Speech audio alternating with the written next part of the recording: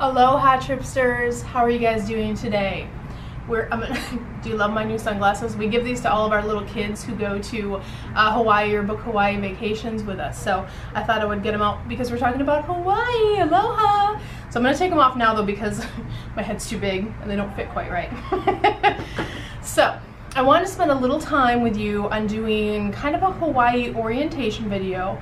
It's not going to be a long video, but I have a lot of clients that call and say, oh, you know, what Hawaiian island do I go to? And you know, I've heard there's a volcano. I've heard that there's an island that's more tropical than others. I've heard, you know, Maui. Everyone knows Maui. What is there to do?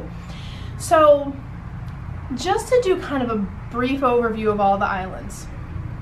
Oahu is the island where Honolulu is. You have Pearl Harbor. You have Diamond Head. Lots to do, lots of activity. But Honolulu, which people think, oh, I want to go to Honolulu. They've heard the name, it's in movies. Honolulu is like a city on the water. So I like to always tell my clients, like, if you're looking for tropical oasis, you know, you don't want to hear cars and chaos and all of those things, then Honolulu's probably not for you. Now, we can easily do a one-night or a two-night stay in Honolulu if you want to visit Pearl Harbor, the Arizona Memorial. Definitely worth doing. Or if you have kids, a lot of people go to Oahu because there is the Aulani Resort, which is the Disney resort on Oahu. So again, a little busier. If you go up to the north shore of Oahu, then you can get tropical. We have the Turtle Bay Hilton up there and some other resorts that are set up. The other thing that's great to do on the island of Oahu is the Polynesian Cultural Center, which is basically like an all-day visit that teaches you about all the different cultures that came together to really make the Hawaiian Islands, the Samoan influence, the Polynesian influence, and just a whole plethora of history, but it's almost like a theme park for Hawaii without rides. And then they have a giant luau at the end, so that's definitely a neat thing to do if you're going to the island of Oahu. Oahu is generally also the least expensive island because you're not purchasing inter-island flights to get to the other islands. So if budget is of your concern, then maybe we can make that work. If you want tropical, we'd go North Shore. If you like the idea of having shops and restaurants, you know, right outside the resort, then Honolulu may be a fit for you. All right, so that's Oahu. Maui. Maui is not my favorite island, but it's actually the one I go to most, and it's actually the one I send to clients to most, and I'll tell you why. Maui is a good mix of tropical with things to do so you don't get too bored. So on the island of Maui, I like to usually put my guests, travelers, in the Lahaina area. Lahaina faces west, so you have great sunsets. And there's a beach a little bit north of there called Kanapali, and in that city there's a lot of resorts. So Lahaina is just a hop, skip, and a jump down the road, and you can be on the boardwalk, walking up and down, seeing the ocean. They have restaurants, they have shopping, but it's more quaint. It's more tropical. It's more integrated into the culture versus Honolulu. You see, you know, it looks like Chicago, you know, the Magnificent Mile in Chicago with all the shops and tall buildings. So at any rate, and the buildings are shorter on the other islands because they have restrictions. So where in Oahu you'll see sky rises, you won't see those on the other islands, and it just lends into that tropical feel. So it's great if you want to kick back and relax. You can easily do that, you know, on any resort you're going to stay in Maui. Regardless, you can also stay in the Wailea area, which is very high-end, and there's other things to do there too. If you're going during whale season, and we can help you with that, determining if that's important to you and something you want to see. I've been there. It's amazing. It's like a spiritual experience. You definitely want to stay in the Kanapali or Lahaina area because that is where the whales come to give birth to their baby whales. They hang out in that Lahaina Bay because it's a protected area in the ocean. So that is a good tip and something to consider if whale watching is important to you, or if you have kids that might want to see that amazing event, and they have boat rides and things that we can arrange for you too that go out there. So that's Maui. Oh, one more thing. My favorite place probably in the world, even though Maui isn't my favorite island in Hawaii, my favorite place in the world is at the top of Haleakala Crater. Haleakala means House of the Sun in Hawaiian. And to get up to the top of Haleakala, you basically get up at 3 o'clock in the morning. You have to bring a coat jeans, mittens, like it's cold up there. It's like way above sea level. You drive up in the dark and very cold, windy road, but you can do it on your own. You don't have to pay a tour company, so that's a plus. You get up where they literally have the observatories up there to look at the stars, because the sky and where they can see out into the universe is so clear. But why people go up there at such a crazy hour is they get up there by about 5 a.m. depending on when the sunrise is scheduled for, and it literally looks like the sun is rising out of the crater. It is the closest thing to heaven on this planet that I have ever seen, and I have been a lot of places in my life.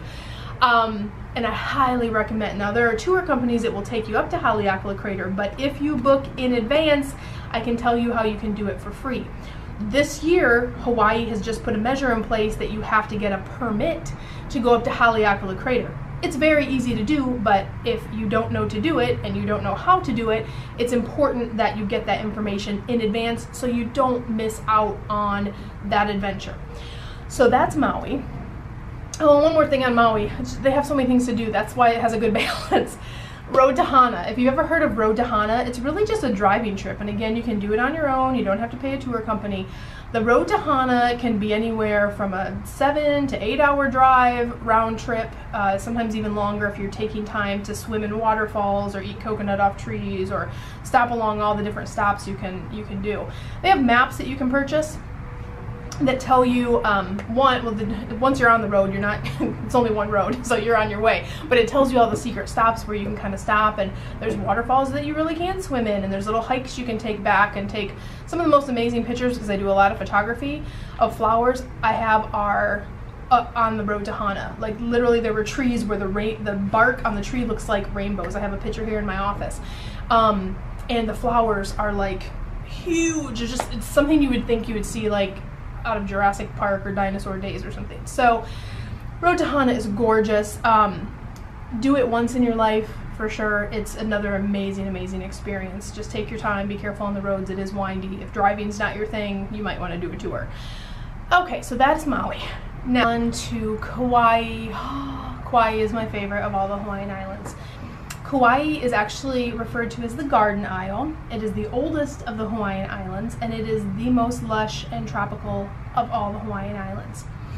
So with Kauai, there's so many great choices. There's North Shore and there's South Shore, and I love them equally, but I tend to go to North Shore just because I love the Princeville area. I love the views. They have cliffside views up there, and it's just gorgeous. Now in Princeville, it rains almost daily, but don't be scared by that. It usually only rains for 30 minutes, 35 minutes, and then it's sunshine and rainbows and gorgeous views.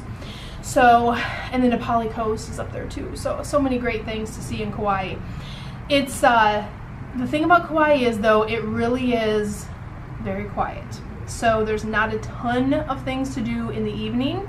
If you're fine with just relaxing, hanging out in the pool, looking at the views, watching sunset, enjoying the company that you're with, then Kauai could be a beautiful fit. If you're really looking to just, you know, kind of get de-stressed and have a very relaxed vacation, Kauai is a beautiful choice for you, and I would not hesitate to make that your selection for one, if not one of your stops on your trip if you're doing a multi-island trip. So Kauai is gorgeous. They have the great luau there too. Smith's Tropical Luau, that's a fantastic one to check out. We can book luau's for you as well when you do your package with us. And they have something neat on Kauai as well. And they have some, in some spots on other islands too, they have this, but we did Snuba diving. Snuba, you don't actually have to be certified to scuba dive. So the scuba tank kind of floats on the water above, and then they give you this, I don't know, 50 or 100 foot long cord, and it kind of attaches you know, to your mouth, of course, so you can breathe, and then they put a weight belt on you to make you sink, so you can get down and kind of explore through the ocean. So that's a neat activity we were able to do in Kauai, and great spas in Kauai too, both on the North Shore and the South Shore, so we can give you recommendations on that.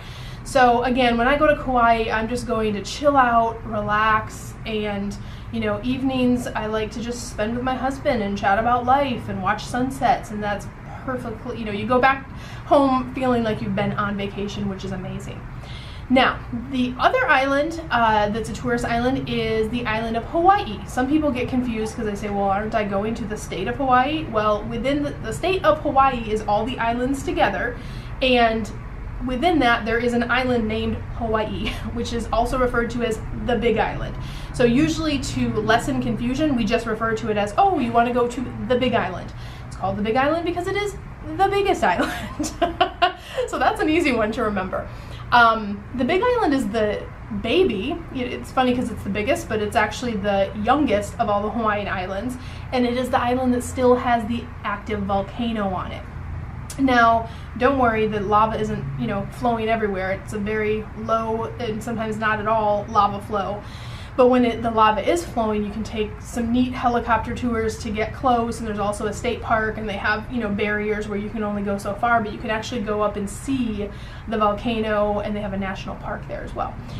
So, and great golf on the Big Island. A lot of my you know, super golfers, they love the Big Island because there's some great golf courses there. It is a little quiet, on the quiet side too in terms of the evening, but they do have little you know, areas of the island that are a little more sophisticated in terms of having shops and movie theaters and things to do, so not quite as quiet as Kauai. So, and it's the biggest, so if you are you know, someone who likes to hike or explore, or, you know, wants a lot of area to be able to cover and do while you're on vacation, the Big Island may be a good choice for you if you are outdoorsy type. So those are the main islands in terms of traveling for tourism to Hawaii. Couple of suggestions. If you're considering 7 nights or less for your trip to the Hawaiian Islands, just pick one island. Don't stress yourself out. You know, if you get to Maui and try to do 3 days and then do 3 days somewhere else, you're constantly in a, you know, you can never really get to the place where you're just relaxed. So if you're 7 nights or under, I usually recommend you just stick with one island, and then you save on intra-island costs as well. You don't have 2 rental cars, but also it's just not the best experience if you're trying to shove too much into your Hawaiian vacation.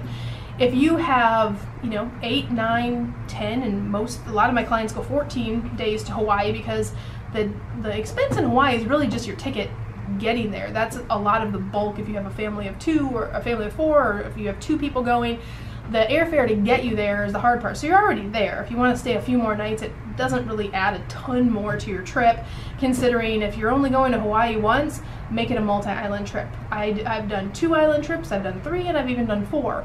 I think 2 is kind of the magic number if you want to check 2 things out, or maybe 2 with doing Honolulu for 1 night so you can knock out Pearl Harbor and the Arizona Memorial. I think my dream itinerary to Hawaii would be fly into Honolulu, stay in Honolulu for 1 to 2 nights so you can check out, you know, go to Duke's Bar and Grill on the beach, check out the whole Honolulu scene, maybe check out Diamond Head, maybe take a day trip to Polynesian Cultural Center, and just hang out in Honolulu for that. Pearl Harbor, of course, don't forget that. You could do that in a 2-night stay, because you almost have 3 days, because your inner island we don't have to schedule till afternoon or later on that 3rd day. So you almost get kind of 2.5, 3 days if you do 2 nights in Honolulu. Do that, stop, by the time you move on to the other islands, your jet lag will be gone. And then go to Maui next. Spend 5 nights in Maui. Go on the West Shore, Kaanapali, put you in a great resort there, explore, have a great time, and then end your trip in Kauai. Do 4 or 5 nights in Kauai where you can just relax, completely decompress, and just do, you know, there's so much visual to do in Kauai. It has more waterfalls than any other island. There's a great tour guide we usually get for our visitors who are going there.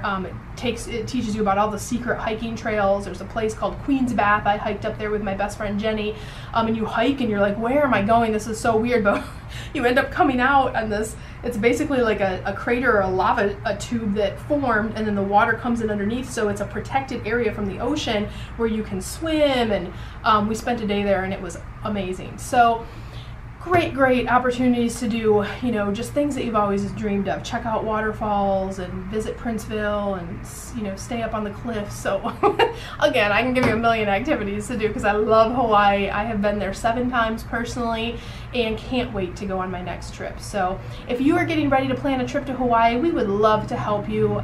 We love helping all of our families no matter where you're going, but Hawaii is just one of those destinations that is just near and dear to our hearts because all the families that come back, they just come back with high energy and good vibrations and just that, oh, I'm so glad I did that. What an experience of a lifetime. So give us a call at Tripsy Travel. We would love to help you with your booking. And also, if this video was helpful for you, please comment, like, and subscribe. You guys take care. Aloha, Tripsters.